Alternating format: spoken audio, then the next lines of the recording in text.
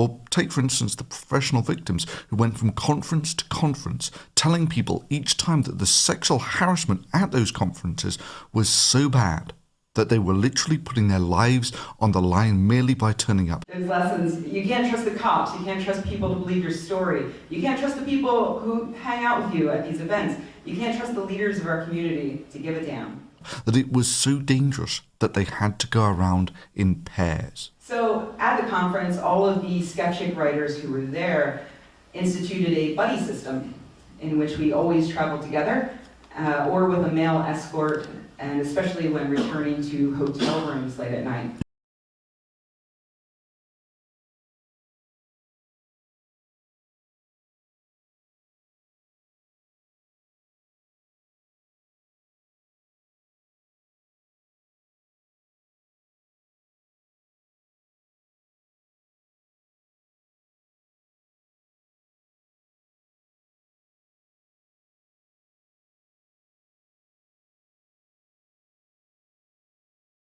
Last year, I was scheduled to speak at the amazing meeting in Las Vegas, and just before I was to attend, a man tweeted that he would be attending, and that if he ran into me, he would sexually assault me.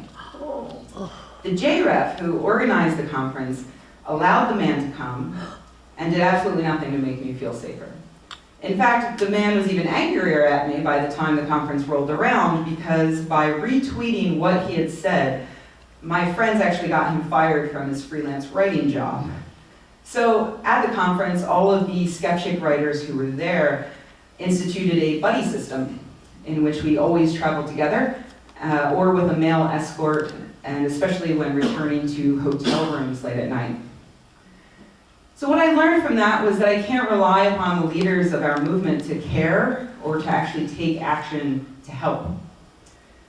So I know that's all a bit depressing. This is a great way to start a conference, and then there's lessons. You can't trust the cops. You can't trust people to believe your story. You can't trust the people who hang out with you at these events. You can't trust the leaders of our community to give a damn.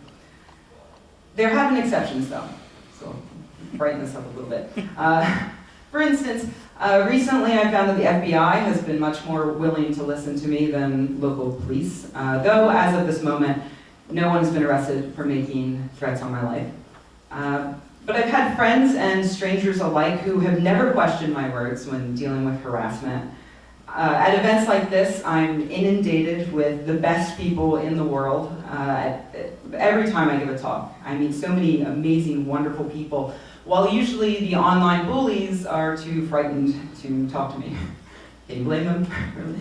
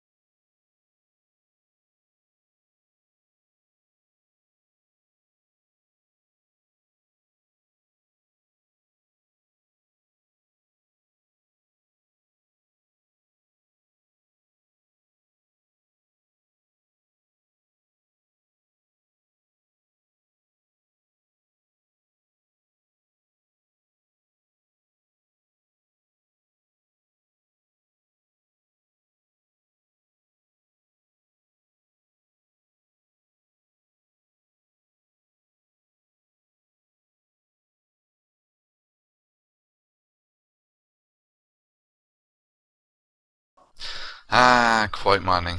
This is the worst kind of deceit. Worse in many ways than actually lying, in that it is specifically designed to intentionally mislead people by either misquoting people or misrepresenting academic discourse, which is essential to the progression of science, as a weakness of a theory.